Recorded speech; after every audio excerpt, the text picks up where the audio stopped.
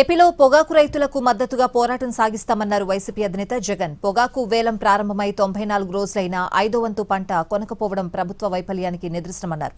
రైతుల సమస్యలను వదిలిపెట్టకుండా చంద్రబాబు సర్కారుపై నిరంతర ఒత్తిడి తీసుకొస్తామన్నారు.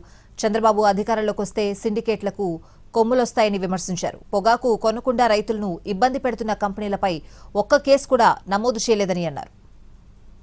మామూలుగా 100 రోజుల్లోనే ప్రక్రియ పూర్తి కావాల్సిన చోట అలాంటిది 94 రోజులు దాటినా కూడా ఇంతవరకు కేవలం 38 మిలియన్ కిలోలు మాత్రమే కొనుగోలు చేసి, అంటే దాదాపుగా పంటేమో పండిందేమో 232 మిలియన్ కిలోలు, కొనుగోలు చేసిందేమో 38 మిలియన్ కిలోలు, అంటే కేవలం 16.5% పండిన పంటలో మాత్రమే కొనుగోలు చేసిన పరిస్థితి.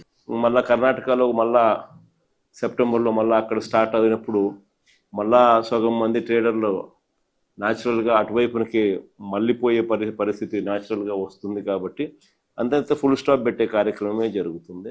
ఖచ్చితంగా మన పోరాటం అనేది ఖచ్చితంగా జరుగుతుంది. ప్రభుత్వాన్ని మేలుకొలిపే కార్యక్రమం ఖచ్చితంగా చేయగలిగింది.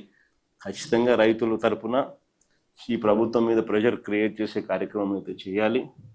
ఇందులో భాగంగా నేను కూడా ఖచ్చితంగా నెక్స్ట్ వీకో ఈ నెక్స్ట్ 10 days 10 daysలోనే నేను కూడా ఏదో ఒక ప్రాంతంలో నేను కూడా నా పర్యటన పెట్టుకునే కార్యక్రమం కూడా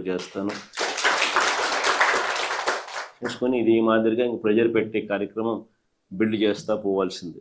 తర్వాత కూడా ప్రభుత్వంలో ఎటువంటి చలనం రాకపోతే ఇంక కొద్ది రోజులు గ్యాప్ ఇచ్చి మళ్ళీ కందుకూరులో కూడా ఆ తర్వాత కూడా మళ్ళీ పెట్టే కార్యక్రమం కూడా మళ్ళీ ప్లాన్ చేస్తాం.